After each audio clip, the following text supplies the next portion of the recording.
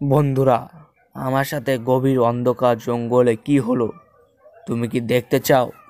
তাহলে শেষ পর্যন্ত দেখো। একটা অজানা জঙ্গলে গভীর অন্ধকার রাত আর বিশাল রূপ আর অজানা রহস্যময় ভরপুর।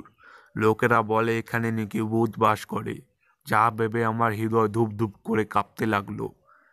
আমি একজন তরল বিজ্ঞানীকে নিয়ে যাই সেইখানে।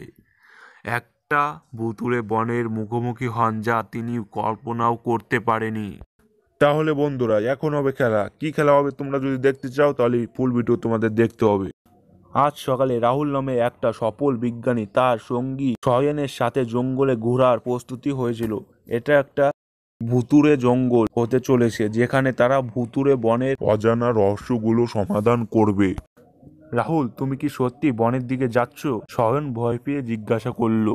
হ্যাঁ, মনে হচ্ছে আমরা এই বনে আশ্চর্যজনক কিছু রহস্যময় সমাধান করব। রাহুল উত্তেজনিক হয়ে গেল। তারা যাত্রা শুরু করলো। বনের আধারে প্রবেশ করলো। কিছু অজানা অদ্ভুত লাগলো। ধীরে ধীরে তারা গভীর অন্ধকারে ডুবে গেল। ঘণ্টাখানেক পর রাহুল আর শয়ন অজানা অন্ধকার অনুভব করল। তাদের হৃদয় ধুপধুপ করছে এবং সে অজানা ভয়ের সাথে লড়াই করছে। বনে শান্তি ছিল না, শুধু অন্ধকার আর অচেনা। এখানে অদ্ভুত কিছু আছে। শয়ন সে ধীরে ধীরে এগিয়ে গেল। আমি মনে করি আমাদের এখান থেকে চলে যাওয়া উচিত। না, আমাদের আরও যেতে হবে। আমরা এতদূর এসে এখন আমাদের এখান থেকে ফিরে যাওয়া উচিত নয়, উত্তেজিত হয়ে বলল।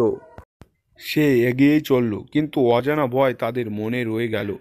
তারা গভীর থেকে গভীর অন্ধকারে ডুবে যাচ্ছে এবং অজানা ছাড়া কোনো পথ খুঁজে পাচ্ছে না। হঠাৎ তারা একটা অদ্ভুত কিছু দেখতে পায়। দেখে সেখানে এগিয়ে গেল। দেখতে পেল একটা দানব। তার চোখ লাল জ্বলজ্বল করছে। সেখান থেকে পালিয়ে আসলো। অন্ধকার জঙ্গলে চারিদিকে দেখতে পায় সে ভূতের অত্যাচার। রাহুল এবং শয়ন তারা তাদের চারিপাশে ঘোরাফেরার সময় ভূতের দিকে তাকিয়েছিল। তারা চোখ দিয়ে দেখছিল কি, এবং দেখার পরে রাহুল একটা হাসি দিল এবং শয়ন হতবাক হয়ে রইল। এখানে কি আছে?